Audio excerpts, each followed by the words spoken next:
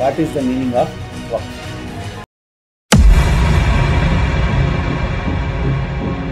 ఇప్పుడు ఈ ప్రభుత్వం తెచ్చింది టోటల్గా దాన్ని ఆక్రమించుకొని ముస్లింలకు హక్కు లేకుండా చెయ్యాలా?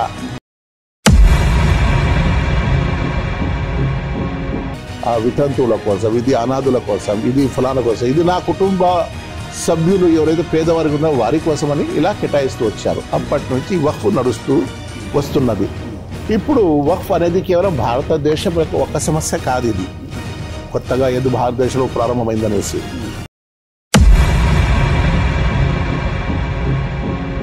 అది పాకిస్తాన్ అయినా, బంగ్లాదేశ్ అయినా, శ్రీలంక అయినా, భూటాన్ అయినా, బర్మా అయినా, ఆఫ్ఘనిస్తాన్ అయినా, అమెరికా అయినా, ఫ్రాన్స్ అయినా, కెనడా అయినా, జర్మనీ, అన్ని దేశాలలో వక్ఫ్ ఉన్నాయి. భారతదేశం కాదు కదా, ఈ దేశాలలో వక్ఫ్ అనే అన్ని చోట ఎక్కడెక్కడ మసీదులు ఉన్నాయో, ఎక్కడైతే శ్మశానాలు ఉన్నాయో, ఎక్కడైతే మద్రసాలు, అవన్నీ వక్ఫ్.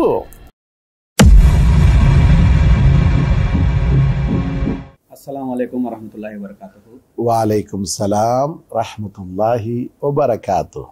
మన ఇస్హాక్ అలీ గారిని కలవడం చాలా సంతోషంగా ఉంది. కువైట్లోని ఒక మస్జిద్లో ఈరోజు ఆయన నేను కలవడం నిజంగానే చాలా సంతోషంగా ఉంది. మీ ద్వారా కొన్ని ఏదైతే ఇప్పుడు ప్రోపగాండా నడుస్తుందో ముఖ్యంగా భారతదేశంలో, దాని గురించి కొంచెం క్లారిటీగా తెలుసుకోవాలని చెప్పి వచ్చాను. మీ విలువైన సమయాన్ని మాకు కేటాయించినందుకు ముఖ్యంగా ధన్యవాదాలు తెలుపుకుంటున్నాను. అండ్ అలాగే మా క్వశ్చన్ ఏంటంటే, వక్ఫ్ అంటే ఏమిటి? What is the meaning of వక్ఫ్? నాకు మీతో కలిసి చాలా సంతోషంగా ఉంది. నా పేరు Sheikh Ishaq Ali, Kadapa Islamic Welfare Society ప్రస్తుత డైరెక్టర్ను. కువైత్కు నేను పర్యటన గురించి వచ్చి ఉన్నాను.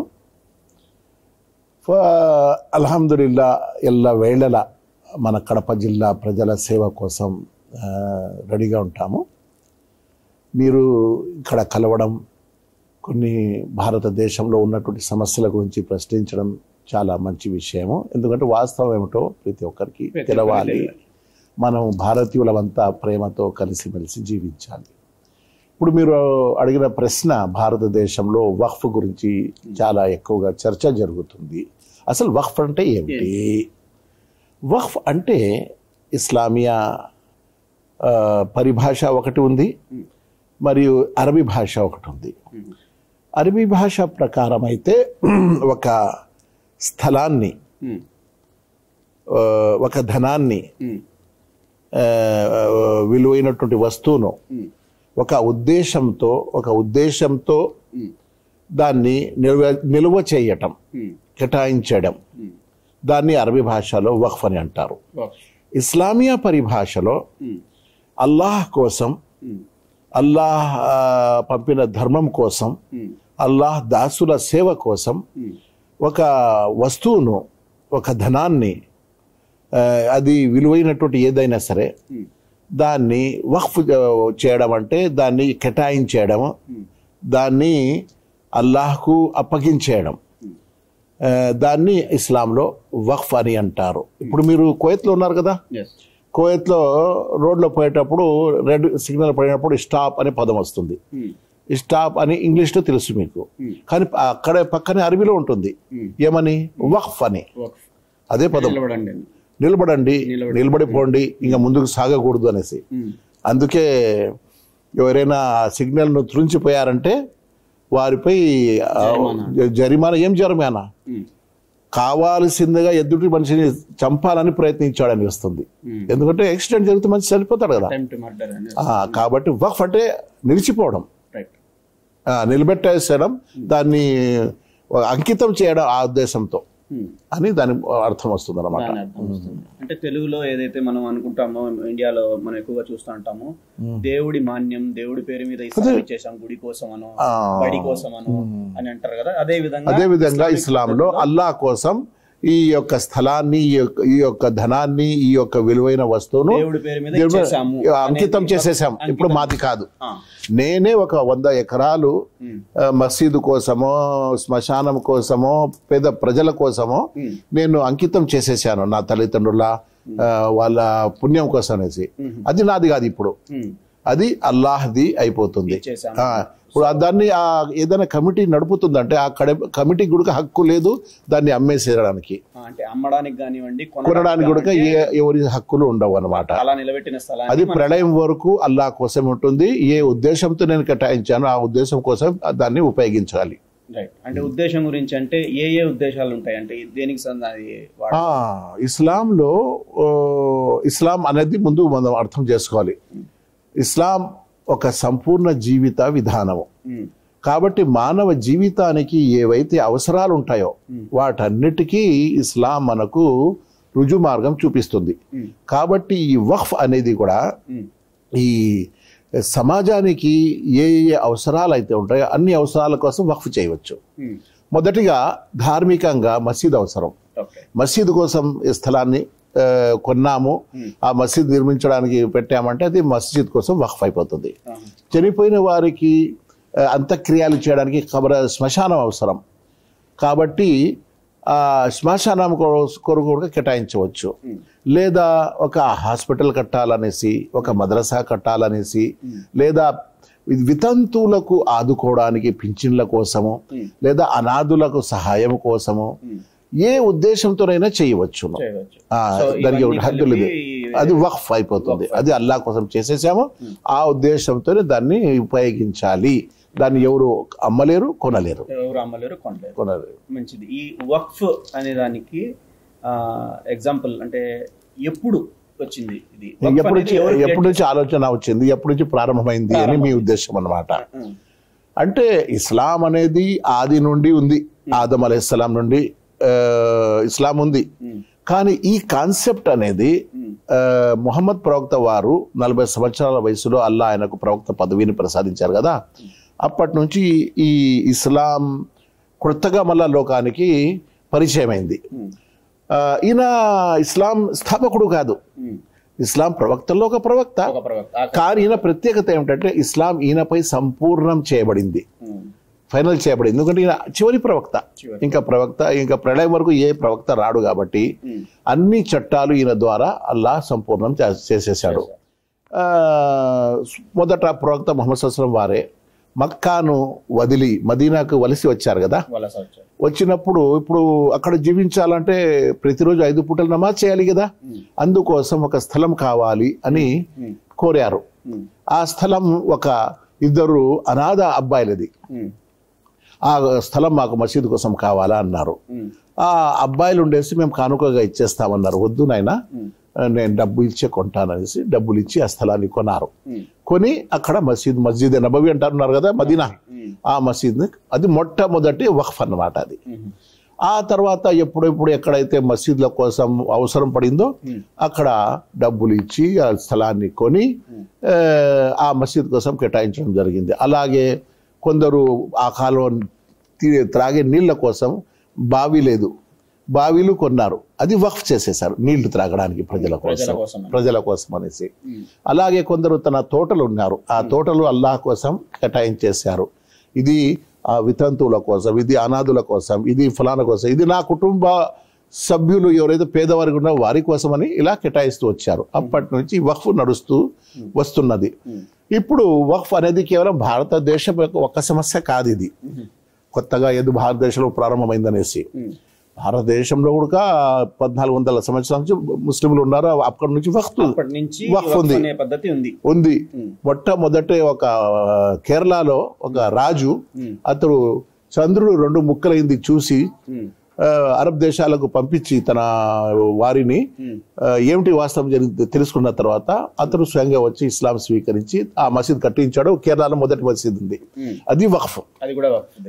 అలా పూర్తి భారతదేశంలో ఎన్ని మసీదులు ఉన్నాయో, ఎన్ని శ్మశానాలు అయితే ఉన్నాయో, ఎన్ని మద్రసాలు అయితే ఉన్నాయో, ఇంకా అనాథ శరణాలయాలు అయితే ఉన్నాయో ముస్లింల తరపున, అవన్నీ వక్ఫ్ కింద వస్తాయి. కేవలం అది భారతదేశంలో కాదు, అది పాకిస్తాన్ అయినా, బంగ్లాదేశ్ అయినా, శ్రీలంక అయినా, భూటాన్ అయినా, బర్మా అయినా, ఆఫ్ఘనిస్తాన్ అయినా, అమెరికా అయినా, ఫ్రాన్స్ అయినా, కెనడా అయినా, జర్మనీ, అన్ని దేశాలలో వక్ఫ్ ఉన్నాయి. భారతదేశం కాదు కదా, అన్ని చోట ఎక్కడెక్కడ మసీదులు ఉన్నాయో, ఎక్కడైతే శ్మశానాలు ఉన్నాయో, ఎక్కడైతే మద్రసాలు, అవన్నీ వక్ఫ్. ఇప్పుడు భారతదేశంలో అతిపెద్ద ప్రొపగండా ఏదైతే ఉందో వక్ఫ్ గురించి, దాని గురించి మరో ప్రశ్న అడగాలనుకుంటున్నాను. అదేంటంటే, ఎక్కడైతే ఈ వక్ఫ్ సంబంధించిన కమిటీ సభ్యులు వెళ్ళి ఆ ఇల్లు కానివ్వండి, స్థలం కానివ్వండి, ఇది మాది అంటే వాళ్ళది అయిపోతుంది అని అదేదో జాదూ చేస్తారు, మాయ చేస్తారు అన్నట్టుగా ఒక ప్రొపగండా నడుస్తుంది. దీనిపై మీ అభిప్రాయం ఏంటి? అసలు అది క్లారిటీగా కొంచెం చెప్పండి. ఇది పచ్చి అబద్ధం. ఏదో చిన్న అజ్ఞాన పరులైనటువంటి మూర్ఖ ప్రజలు చెప్పే మాటలు. దానికి ఎంత మాత్రం వాస్తవికత లేదు. ఎందుకంటే ఇస్లాంలో మసీదు కోసం స్థలం కావాలంటే అది చట్ట ప్రకారం, ధర్మ ప్రకారం ఆ స్థలం కొని దానిపై మసీదు కట్టాలి. ఇతరుల స్థలాన్ని ఆక్రమించుకొని ఒకవేళ మసీదు కట్టామంటే ఆ మసీదులో చేసే ప్రార్థనలు స్వీకరించబడవు. అలాగే కాదు. అలాగే శ్మశానం విషయం ఉంది. ఏదోలే ఎక్కడో పోయి ఇతరుల భూమిపై మేము మృత్యులను పూర్తి చేస్తాము, శ్మశానంగా మార్చుకుంటామంటే చెల్లదు. ఆ స్థలం మీదైతే ఉంటేనే చేసుకోవాలి. ఇప్పుడు భారతదేశంలో ప్రస్తుతం ఈ కాలంలో ముస్లింలు పేదవాళ్ళుగా ఉన్నారు కాబట్టి ఏదైనా పల్లె ప్రాంతాల్లో ఖబరస్థాన్ లేదంటే ప్రభుత్వానికి అడిగి 1 ఎకరానో అర్ధ ఎకరానో ఇస్తే అది శ్మశానంగా చట్ట ప్రకారం చేస్తున్నారు. అంతేగాని తన ఇష్ట ప్రకారం చేయడం లేదనమాట. ఆ కాలంలో 100 ఎకరాలు శ్మశానాల కోసం కూడా మన నవాబులు కేటాయించారంటే వాళ్ళ సొంత డబ్బుతో కేటాయించారు. వాళ్ళ తల్లి తండ్రుల వాళ్ళ పరలోక మోక్షం కోసము, వారి యొక్క పుణ్యం కోసము ఇలా కేటాయించారు. మన కడప జిల్లాలో ఎన్నో వేల ఎకరాలు ఉన్నాయి అటువంటివి. అది ఎవరి ఆక్రమణ కాదు, సొంత డబ్బుతో ఖర్చు పెట్టి తీసుకుంటేనే అది ధర్మ పద్ధతి. ఆక్రమించుకుంటే అది చెల్లదు. అది మసీద్ అయినా, ఖబరస్థాన్ అయినా, మద్రసా అయినా, ఏదైనా. కాబట్టి ఇది అపోహ మాత్రమే, కేవలం కావాలని ప్రజలకు రెచ్చగొట్టడానికి ఎక్కడ పోయి భూమి ఇది మాది అంటే అది వాళ్ళది అయిపోతుంది అనేది పచ్చి అబద్ధం పలుకుతున్నారు.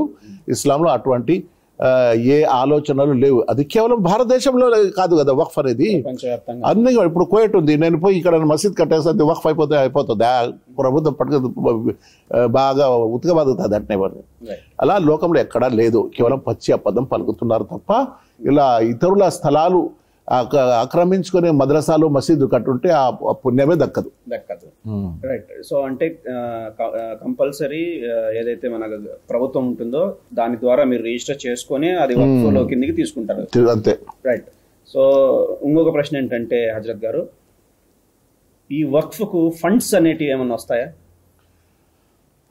అంటే వక్ఫ్ అంటే ఈ స్థలము, ఈ విలువైనటువంటి వస్తువు, ఈ స్థలము మేము అల్లాహ్ కోసం వక్ఫ్ చేసేసాం, కేటాయించేసాం.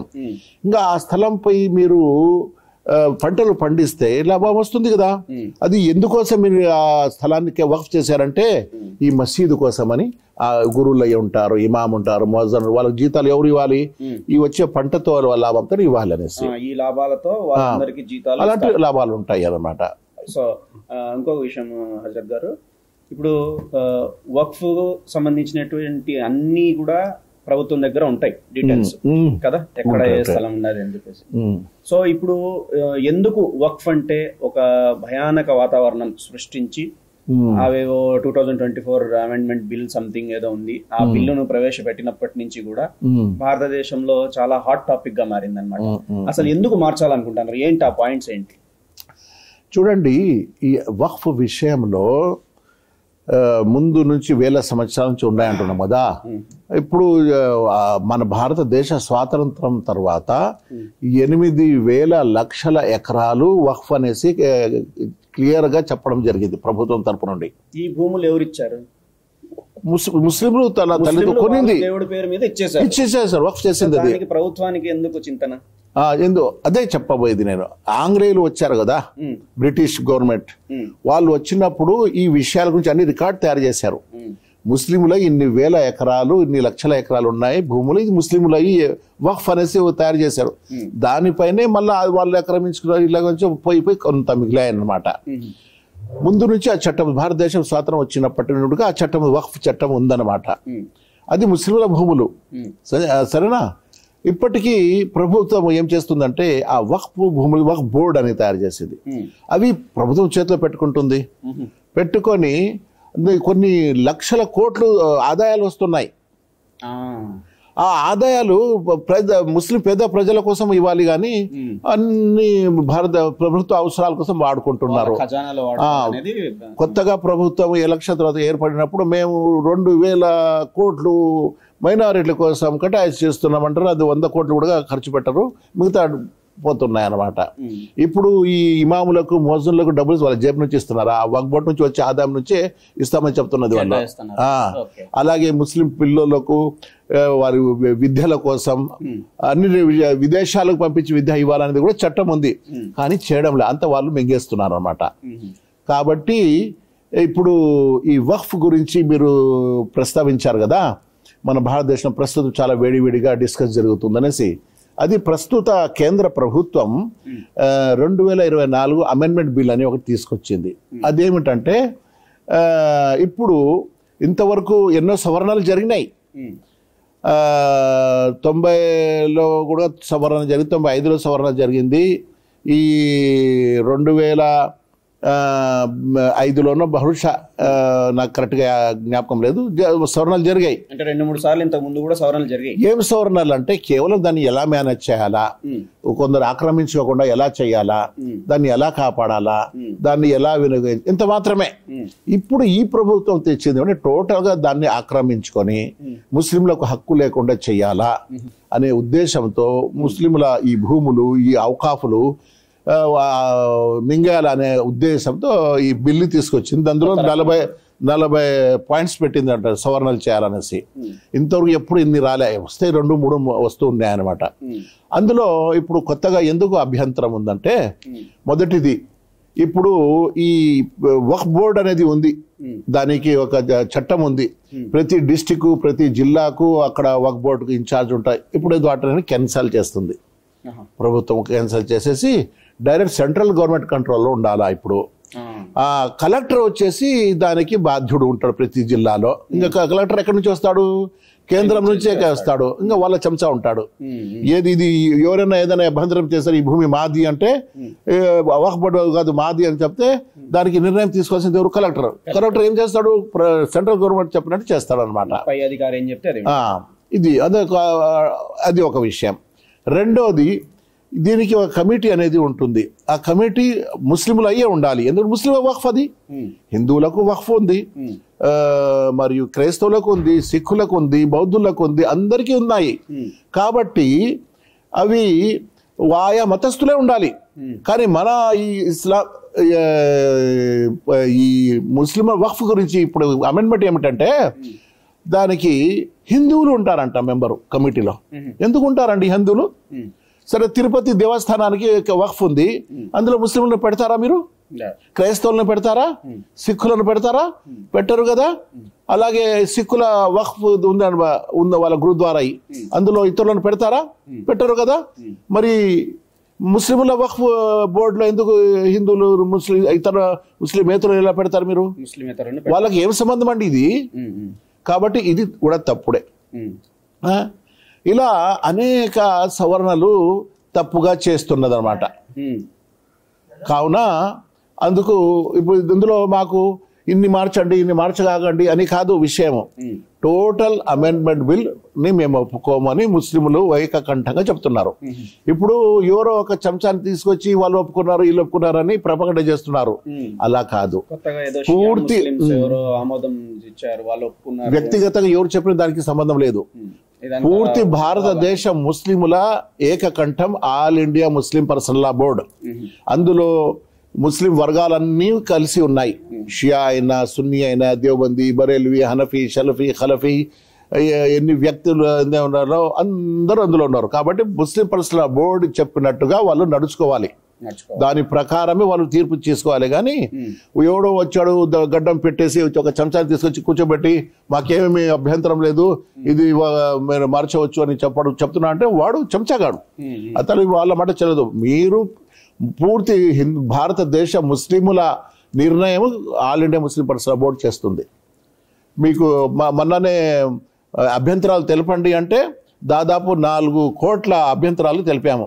మరి ఎలా తెలుసు? మన భారతదేశం ఏమిటి స్వాత, ఇది ఒక పబ్లిక్ మాట చెల్లాలి కదా, మరి ఎందుకు వినడం లేదు? అన్ని జమాతులు పోయి మాట్లాడారు కదా, పర్సనల్ బోర్డు స్వయంగా ఆ కమిటీతో, జాయింట్ పార్లమెంట్ కమిటీతో కలిసి మాట్లాడారు కదా, అన్నిటినీ త్రోసిపుచ్చేసి బీజేపీ ఏం కోరుతుందో చేయాలంటున్నారు. అరే ఎలా అవుతుందండి? ఇది మీ హక్కు కాదు. అంటే మిగతా పార్టీల వాళ్ళ గురించి కూడా ఓకే తీసుకోవాలా వీళ్ళు? పార్లమెంట్ లో అందరూ ఒప్పుకుంటే జరుగుతుంది ఒక చట్టము. కానీ ఈ చట్టం ఎవరి కోసం చేస్తున్నారు మీరు? ముస్లిం మైనారిటీ కోసం చేస్తుంటే ముస్లిం మైనారిటీతో అడగాలి మీరు. అలా కాకుండా పూర్తి భారతీయులతో మీ అమెండ్మెంట్ బిల్ గురించి మీరు ఏమంటారు అంటే, హిందువులు, క్రైస్తవులు, బౌద్ధులు, జైనులు అందరూ ఉన్నారు, వాళ్ళకి ఏం సంబంధం అండి మా వక్ఫ్తో? మా వక్ఫ్ విషయంతో మాతోనే మాట్లాడాలి మీరు. ఇలా డ్రామాలు వేశారు. సరే, ముస్లింలందరూ సమాధానం ఇచ్చినా వాళ్ళు బీజేపీ, ఆర్ఎస్ఎస్ వాళ్ళందరూ, వాళ్ళ చెంచాలు ఎంత వాళ్ళందరూ వద్దండి క్యాన్సల్ చేసేయాలి వక్ఫ్ అని వాళ్ళు చెప్తే వాళ్ళెవరు చెప్పడానికి? వాళ్ళదే కాదు కదా. కాబట్టి ఆల్ ఇండియా ముస్లిం పర్సన్ల బోర్డు క్లియర్ విషయం ఏమిటంటే, మేము ఈ అమెండ్మెంట్ బిల్ని ఒప్పుకోము, ఆమోదించము, ఒప్పుకోము. ఇది మా హక్కు. మన భారతదేశం, దాని రాజ్యాంగం దీన్ని ఒప్పుకోదు. రాజ్యాంగ చట్టానికి వ్యతిరేకం ఇది. ఎందుకంటే భారతదేశంలో 2025 ఏదైతే చట్టం ఉందో అందులో ప్రతి భారతీయుడికి తనకు నచ్చిన మతాన్ని స్వీకరించే, నచ్చని మతాన్ని వదిలిపెట్టే హక్కు ఉంది. అతను ఏ మతాన్ని ప్రేమిస్తున్నా ఆ మత ప్రకారం జీవించే హక్కు ఉంది. ఆ మత ప్రచారం కోసం కృషి చేసే హక్కు ఉంది. ఆ మతాన్ని అభివృద్ధి కోసం వక్ఫ్ చేసుకునే హక్కు ఉంది. అన్ని విధాల హక్కులు ఉన్నాయి. ఇది మనకు రాజ్యాంగం ఇచ్చింది. మీరెవరు దాన్ని తిరస్కరించడానికి? రాజ్యాంగం అంటే ఇప్పుడు ఈ రోజే కొత్తగా ఒక ప్రొపగండా కూడా చూడడం జరిగింది. ప్రజల్లోకి కొత్తగా తీసుకొస్తున్నారు ఈ విషయాన్ని. ఏదంటే అంబేద్కర్ గారు రాజ్యాంగంలో అసలు వక్ఫ్ సంబంధించిన అంశమే లేదు, ఆయన రచించినటువంటి ఏదైతే మన లా ఉందో దాంట్లో రాజ్యాంగంలో లేదు అంటున్నారు. వక్ఫ్కు సంబంధించిన ఎటువంటి రూల్స్ అండ్ రెగ్యులేషన్స్ ఏమీ లేవు, కాబట్టి దీన్ని క్యాన్సిల్ చేయండి అంటున్నారు. ఇది ఎంతవరకు నిజం? అది వాళ్ళు సత్యాన్ని దాచిపెడుతున్నారు. ఒకవేళ చట్టమే లేదు అయితే మరి ఇన్ని సంవత్సరాలుగా మార్పులు చేర్పులు జరిగాయి వారు పర్సనల్ బోర్డులో, వక్ఫ్ బోర్డులో, ఎలా జరిగాయి చట్టం లేకపోతే? Note this point. ఇది తప్పకుండా మీరందరూ కూడా దీనిపైన కలిసి కట్టుగా పోరాటం చేయాలి, అలాగే ఆలోచించాలి. ఇప్పుడు మా హజరత్ గారు చెప్పిన మాట వాస్తవమా కాదా మీరు కామెంట్ రూపంలో తెలియజేయండి. అదేంటంటే, ఒకవేళ అంబేద్కర్ గారు రచించినటువంటి ఆ రాజ్యాంగ పుస్తకంలో వక్ఫ్ గురించి ఏమీ కానీ లేదన్నప్పుడు ఎందుకు ఇన్నేళ్ల నుంచి ఆ అమెండ్మెంట్ బిల్లు కానివ్వండి, ఇప్పుడు జరిగాయి, ఇంతకుముందు చిన్న చిన్న సవరణలు జరిగినాయి. ఇప్పుడు దాదాపు 40 పాయింట్స్ తీసుకొని వచ్చారనమాట. అది ముస్లిం వర్గాలకు నచ్చడం లేదు, ఇది తప్పు అని చెప్పి దాన్ని నిలబెట్టడం జరిగింది. సో మీరేమంటారు? మీ ఒపీనియన్ ని కామెంట్ రూపంలో తెలియజేయండి. సో హజరత్ గారు, మరొక ప్రశ్న, చివరి ప్రశ్న ఏంటంటే, ఇప్పుడు వక్ఫ్ అనే దాంట్లో కేవలం ఓవైసీకి సంబంధించిన లక్షల వేల కోట్ల ఆస్తులు ఉన్నాయి. తర్వాత ఇంకో వ్యక్తి పేరు కూడా ఏదో చెప్పారు, కాంగ్రెస్ కు సంబంధించిన వాళ్ళు ఉన్నారు, వాళ్ళ ఈ ఆస్తులు అని అంటున్నారు. ఇది ఎంతవరకు నిజము? ఈ ఓవైసీకి దానికి ఏంటి సంబంధము, అలాగే కాంగ్రెస్ వాళ్ళకి ఏం సంబంధము? ఇది ముస్లింస్కి సంబంధించింది కదా. అవునవును. చూడండి, రాజకీయపు నాయకులు భారతదేశంలో అన్ని పార్టీల వాళ్ళు కోటేశ్వరులు, మిలియనర్, బిలియనర్, కుబేరులు. అందులో ఓవైసీ ఒకడు ఉండవచ్చు. అంటే ఒక మెంబర్ గా ఉన్నారా ఎందులో? ఈ వక్ఫ్ కు సంబంధించిందంట. ఆయన ఆల్ ఇండియా ముస్లిం పర్సనల్ బోర్డులో ఒక మెంబర్ అంతే. అంతేగాని వక్ఫ్ బోర్డు అది పూర్తి భారత ముస్లింల హక్కు కదా. కాబట్టి ఆయన ఒక పొలిటికల్ లీడర్ అంతే, అంత మాత్రమే, లీడర్ మాత్రమే. ఆయన కూడా ఒక ముస్లింగా వాదించే హక్కు ఉంది, వాదిస్తాడు. ఇంకా మీరు అంబానీకి ఎంత డబ్బులు ఉన్నాయి, అదానికి ఎంత ఉండదు. వీళ్ళు ఈ బీజేపీ ప్రస్తుతం ఉన్న నాయకులందరికీ స్విస్ బ్యాంక్ లో ఎన్ని కోట్లు ఉన్నాయి? అందరూ, అది మాకు సంబంధం లేదు. వక్ఫ్ బోర్డు గురించి మాట్లాడుతున్నాం. వక్ఫ్ బోర్డు ముస్లిములది. ముస్లిముల డబ్బు ముస్లిములకే ఉపయోగపడాలి. దానికి ముస్లిములే రక్షకులుగా ఉండాలి, ముస్లిములే దాన్ని పరిపాలించాలి, అది ముస్లింలకే అప్పగించాలి. అంతే తప్ప అందులో కేంద్ర ప్రభుత్వం, రాష్ట్ర ప్రభుత్వము, లేక కలెక్టరు వాళ్ళు ముస్లిమేతరులు మెంబర్లో ఉంటారు. ఇవన్నీ చట్ట విరుద్ధ పనులు. మీరు ఇదే హక్కు హిందూ వక్ఫ్ బోర్డుకి ఇస్తారా? క్రైస్తవులకు ఇస్తారా లేక సిక్కులకు ఇస్తారా? ఎవరికి ఇవ్వరు కదా. మరి ముస్లిం వక్ఫ్ బోర్డులో మార్చే హక్కు మీకు ఎవరు ఇచ్చారు? తప్పు అన్నమాట. ఇది దౌర్జన్యం. మన భారతదేశంలో ప్రజాస్వామ్య దేశం ఇది. అందులో దౌర్జన్యాలు చేస్తే ఎట్లా? చట్ట విరుద్ధంగా, మన రాజ్యాంగానికి విరుద్ధంగా ఇది ఈ పాలసీ. అదే మేము పర్సనల్ బోర్డు ఇప్పుడు కూడా అన్ని విభిన్న రాష్ట్రాలలో ర్యాలీస్ జరుగుతున్నాయి, అపోజ్ చేస్తున్నారు. మేము అవగాహన ప్రజలు, ఎందుకంటే మేము చట్టాన్ని గౌరవిస్తున్నాం, రాజ్యాంగాన్ని గౌరవిస్తున్నాం, చట్ట ప్రకారమే మేము దాన్ని తిరస్కరిస్తున్నాము. కాబట్టి వాళ్ళు ఏం నిర్ణయం తీసుకుంటారో అది వాళ్ళ విషయం. కానీ చట్ట ప్రకారం రాజ్యాంగానికి కట్టుబడి మేము ఎలా విరోధించాలి మాకు తెలుసు. మేము తప్పకుండా, ఇది మా జీవన మరణానికి సంబంధించిన విషయం, మా మతానికి సంబంధించిన విషయం. వక్ఫ్ అనేది మా ఇస్లాంకు ఒక ముఖ్య భాగం. అది మసీద్ లేకపోతే ముస్లిం ఎలా ఉంటారండి? ఆ మసీద్ అనేది వక్ఫ్. వక్ఫ్ అంటే కేవలం ఖాళీ భూములు కాదు కదా. మసీదులు, శ్మశానాలు, మద్రసాలు, ఖాన్ఖాలు, దర్గాలు అన్ని వక్ఫే. దాంతో పాటు కొందరైతే పేద ప్రజల కోసము, వితంతుల కోసం, అనాథుల కోసము, వికలాంగుల కోసం కూడా వక్ఫ్ చేసి ఉన్నారు. ఒక కాలంలో ఇస్లాం రాజ్యం వెళ్ళినప్పుడు ఏం చేశారంటే ప్రజల్లో పేదవారే లేరు, ఎవరికి సహకరించాలి? ఇప్పుడు అందరూ ధనవంతులు అయిపోయినారంటే సరే వచ్చే ధనాన్ని ధాన్యాలు కొని అడవిలో పోయి వేయండి, అక్కడ ఉన్నటువంటి జంతువులు తిని మరణించకుండా ఆకలి దప్పులతో చదవకుండా ఉండాలనేసి వాళ్ళు కూడా ఆలోచించి వక్ఫ్ చేసి ఉన్నారనమాట. కాబట్టి ఇస్లాం ఇతరుల ఆస్తులను దౌర్జన్యంగా ఆక్రమించుకుంటే ఆ పద్ధతి ఇస్లాంలో లేదు. ఏదైతే ఉన్నాయో వక్ఫ్ అది ముస్లిముల కష్టాల జీతంతో సంపాదించి వాళ్ళు కొన్నటువంటి భూములది. ఏ మసీదు ఉడక ఇతరుల ఆస్తులను కబ్జా చేసేది లేదు. అది ఇస్లామే స్వీకరించబడవు, అది ఆ ప్రార్థనలే స్వీకరించబడవు.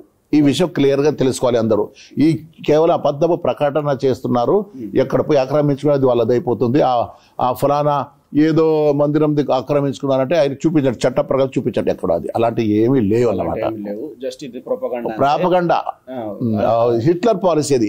అబద్ధం ఎక్కువగా చెప్పండి, చివరికి ప్రజలదే నిజం అనుకోవాలన్నట్టుగా హిట్లర్ వాళ్ళు అనుసరిస్తున్నారు బీజేపీ వాళ్ళు అన్నమాట. సో అంటే వాళ్ళు విభజించు పాలించు అనే సూత్రాన్ని పాటించడానికి ఇలా మతాల మధ్యన చిచ్చు పెడుతున్నారు అనేది ఇక్కడ మనకు వాస్తవంగా తెలుస్తా ఉంది. త్వరలోనే మొత్తం భారతదేశం ప్రజలందరూ కూడా ఈ విషయాన్ని గ్రహిస్తారు, తెలుసుకుంటారని చెప్పేసి ఆశిస్తున్నాము. అండ్ అలాగే ఏదైతే ఈ వీడియో మీరు చూస్తున్నారో మీకు ఏమైనా ఇంతకన్నా ఎక్కువ తెలిసి ఉంటే నాలెడ్జ్ కామెంట్ రూపంలో తెలియజేయండి. నెక్స్ట్ రాబోయే వీడియోలో హజరత్ గారితో ఆ ప్రశ్నలు తప్పకుండా అడిగి వాటికి సరైన సమాధానాలు కూడా సేకరించి మీ ముందు ఉంచే ప్రయత్నం అయితే చేస్తాము. ఎల్లప్పుడూ మీ సేవలో ఉన్నటువంటి మన మాస్ మీడియాను మరొకసారి మీరు సబ్స్క్రైబ్ చేసుకోకుండా ఉంటే ఇప్పుడే సబ్స్క్రైబ్ చేసుకోండి. అందరికీ ధన్యవాదాలు. ఈ వీడియోని వీలైనంత వరకు షేర్ చేయండి. మరిన్ని వీడియోస్ కోసము హజరత్ గారితో మేము ఎప్పుడు టచ్లోనే ఉంటాము. కామెంట్ రూపంలో తెలియజేయండి, ఏమేమి క్వశ్చన్స్ అడగాలో మేము తప్పకుండా అడిగి మీకు క్లారిటీగా ఇస్తామన్నమాట. అండ్ అలాగే సార్ చాలా చాలా శుక్రియా, ధన్యవాదాలు. మీ విలువైన సమయాన్ని రంజాన్ నెలలో ఇప్పుడు ఈ టైంలో కూడా మాకు కేటాయించినందుకు ధన్యవాదాలు. సలాం అలైకుం. వాలేకుం సలాం రహమతుల్లాహి వబరకాతు. మీ మాస్ మీడియా తరపు నుండి నాకు నా మనోభావాలు తెలుపుకునే ఒక అవకాశం ఇచ్చారు. ప్రత్యేకంగా ఈ వక్ఫ్ గురించి నేను కూడా ఆల్ ఇండియా ముస్లిం పర్సనల్ బోర్డ్ ఏదైతే ఉందో దాని మెంబర్ను, కడప నుంచి పూర్తి ఆంధ్రప్రదేశ్ తరపు నుండి నేను మెంబర్ను. కాబట్టి ఏమైనా ఇంకా వక్ఫ్ గురించి అడగాలంటే అడగండి, తప్పకుండా భవిష్యత్తులో ప్రజల తరపు నుంచి అభ్యంతరాలు వస్తే తప్పకుండా మాట్లాడతాము.